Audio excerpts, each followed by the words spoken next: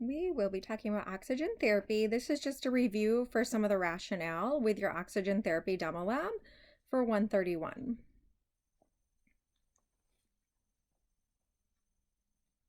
So you are responsible for knowing normal respiratory rates for the different age groups, since this is a pediatric semester. So you will want to be familiar with these. These respiratory rates are listed in your McKinney text, so you may find them there.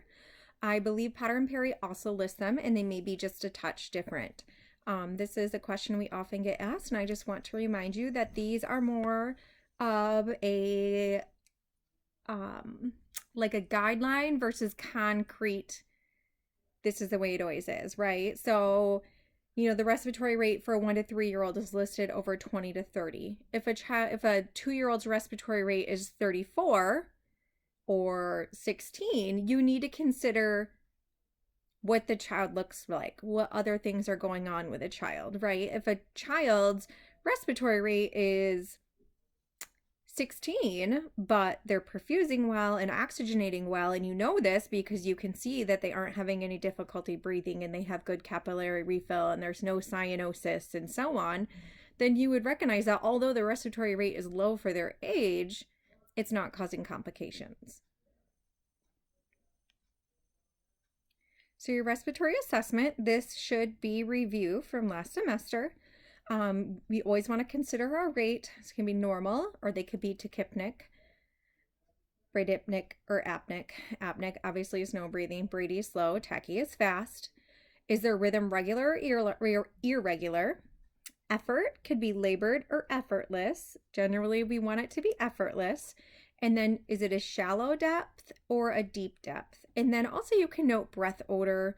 If it's something that were fruity or fecal, that is something you'd want to note in your assessment as well. There are different things that can affect someone's respiratory rate that you would need to consider when you're doing your assessment. Are they febrile? Are they experiencing any anxiety? Have they just finished exercising? Did you just take them on a walk around the unit and so now they are having a higher respiratory rate than they would at rest? Are they having any pain, right? Pain can increase our respiratory rate. And are they a smoker? Hypoxia. So hypoxia, we can see some different clinical signs. Initially, we will see things like an increased pulse, an increased respiratory rate and depth.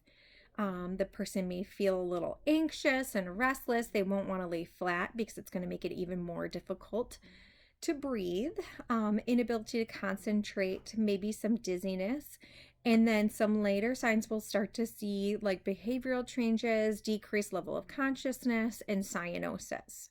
Hypoxia is a life-threatening issue if it's left untreated. If it goes untreated, it can cause cardiac dysrhythmias and ultimately death.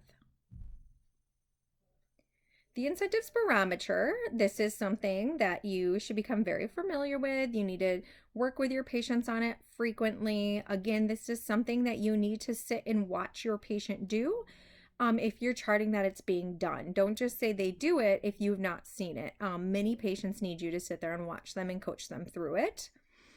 The incentive spirometer is essentially a visual aid of the person's respiratory effort. It gives us a way to measure the patient's breathing, and it also gives the patient a goal to work towards. It also encourages deep breathing. It is used to prevent atelectasis. Signs and symptoms we would see with atelectasis can include a low-grade fever, tachypnea, tachycardia, shortness of breath, or a low SpO2. These are the steps of using the incentive spirometer. It comes straight from Potter and Perry. The biggest thing with your incentive spirometer is remember that the patient is inhaling, and it's a steady, slower inhale. It's not something we want them to do fast, and they need to inhale. They're not blowing into it. We want to encourage inflation of their lungs, which is then going to minimize that atelectasis. PEP therapy, we are seeing a little bit more, I feel like, so you might be seeing PEP therapy. This also comes from Potter and Perry. This will also be ordered in the physician orders if the patient has it ordered. With PEP therapy, It also is going to help with lung expansion and getting rid of some of that mucus. And then the patient is going to actually exhale into the PEP therapy device. Again, when we're doing any sort of breathing exercises like this, we really want our patients sitting up in a high Fowler's position in their bed or sitting in a chair. Controlled coughing. We talk a lot about coughing and deep breathing. It's important that you guys are familiar with how to coach your patient through coughing and deep breathing so they understand how to do that. If you have a patient who's had some kind of abdominal surgery, thoracic surgery, that kind of thing, you need to teach them how to splint their incision when they're coughing. Splinting their incision is going to help with any pain that they may have and can also help prevent dehiscence of their incision. Peak flow meters. So peak flow meters are used with our patients with asthma. It is a tool that is used daily.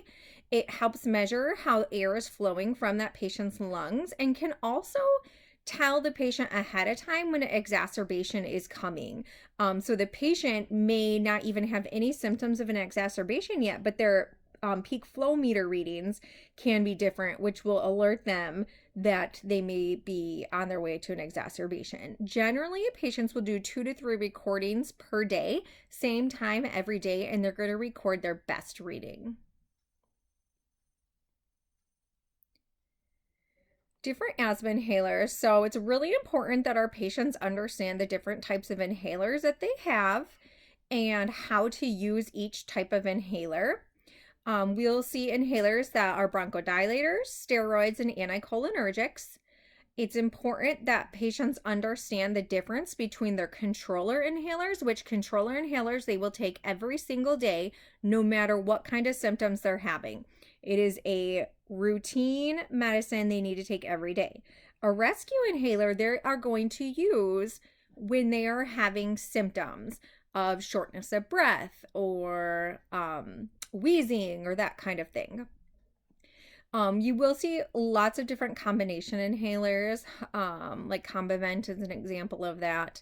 And then nebulizers are going to be an aerosolized treatment that goes over like 10 to 20 minutes.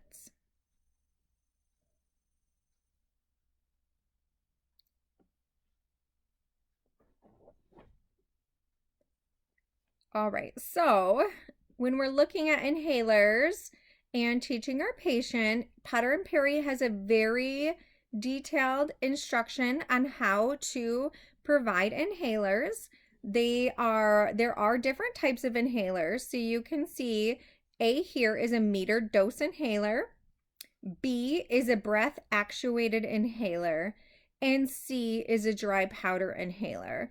Now on your test outs, you're only required to know how to use the MDI, the meter dose inhaler, and the dry powder inhaler, but you should become familiar with the breath actuated inhaler as well. I found this on the web.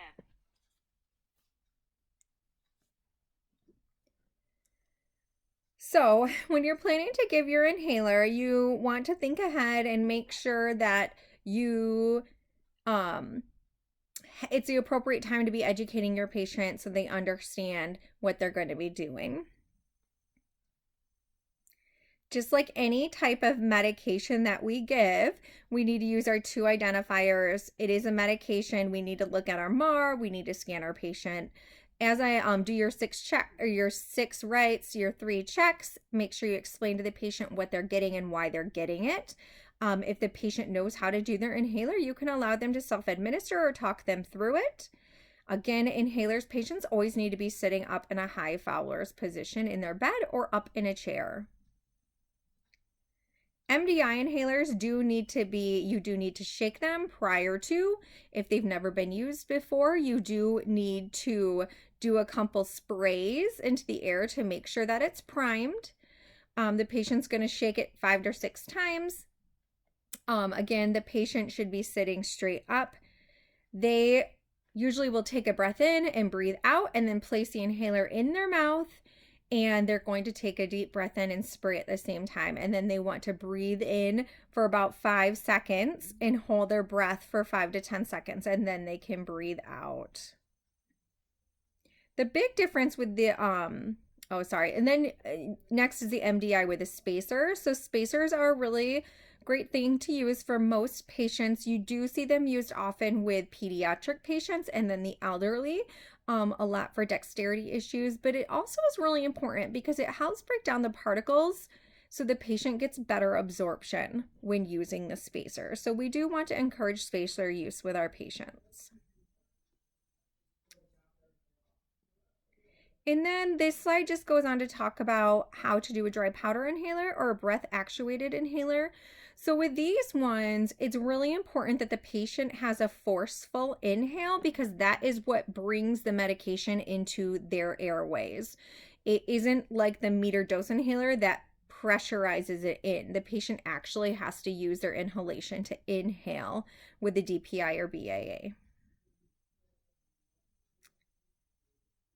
And then looking at evaluation after inhalers, we want to make sure if we're focusing on evaluation of how it worked, we want to do assessment, a respiratory assessment again, see how they're feeling after it's been administered. And then if we're looking at evaluation of our patient understanding, we'd want to have our patient do the teach-back method. Some oxygen safety that needs to be considered. When patients are using oxygen, there should be signs that say oxygen in use. You'll see this throughout the hospital. If they're at home, they should have signs on at home as well. No smoking while using oxygen. Your oxygen cylinders should be stored upright and they should be secured. You'll see different stands for oxygen. If your patient is hospitalized and they are going off the floor, maybe to x-ray, you want to make sure that when you're switching them to the portable tank, that there's adequate levels of oxygen in that tank. Don't just assume. Patients need to avoid petroleum jelly and aerosol products with acetone when using oxygen because that is a fire issue. And then monitor the electrical equipment regularly. Nasal cannula, you need to be familiar with your FiO2 and your flow rates. A nasal cannula FiO2 is 24 to 66 and flow rates can be 1 to 6. If your patient's 4 or higher, they need to have a humidification with their nasal cannula and needs to have a bubbler in place. High flow nasal cannula, we do see a little bit more. This can go up to 60 liters per minute with an FiO2 of 21 to 100%. There is active humidity and temperature control. Generally, the respiratory therapist is going to manage these depending on your unit and what the policies are. It is a little more comfortable, so it's going to increase compliance for the patient. Next, we have a simple mask. Flow can be 6 to 12 liters per minute with an FiO2 of 35 to 50. So if somebody asks you to put a simple mask on at 2 liters per minute, that is not a high enough flow rate and cannot be placed on the patient. Otherwise, they're going to result in CO2 buildup. Masks are also pretty hot and difficult to use with eating, drinking, talking, that kind of thing. Condensation can build up and be a little irritating. So generally, there's a lot of cons to this over the pros. There's other things that we can use, like a nasal cannula that is, or high flow that's more comfortable for the patient. Our Venturi mask. With our Venturi masks, you need to look at what the ordered FiO2 rate is because that's going to guide your flow rate. You'll see it like you can see in the picture here. For 30% FiO2, you need to hook them up to 3 liters per minute. There's a lot of different advantages to Venturi masks. One is that you can give a specific FiO2 concentration. It also humidifies and the buildup of CO2 is minimal. So you will see these used often with your COPD patients. And then your non-rebreather masks. All right, so this is something that is a temporary option. This is not something that a patient's going to stay on for hours and hours and hours. So it's the highest non-invasive oxygen therapy. So you can have an FiO2 of about 60 to 90% with a non-rebreather. And it's used for patients in respiratory distress. One thing to keep in mind, it can be combined with a nasal cannula. So a good example of when we see non-rebreathers used, especially during when COVID was bad and we had our COVID patients, we would have patients who with COVID who were totally fine in bed. They'd oxygenated well while they were in bed, but the minute they got up to the commode, their oxygen levels would just plummet. So these patients would be fine on their nasal cannula in bed, but to get up to the commode, I would have to switch them to their non-rebreather. So it's just a short-term thing after they went to the commode and got in bed and their respiratory rate and demand went back to normal. Then we could take the non-rebreather off and they could go back to their nasal cannula.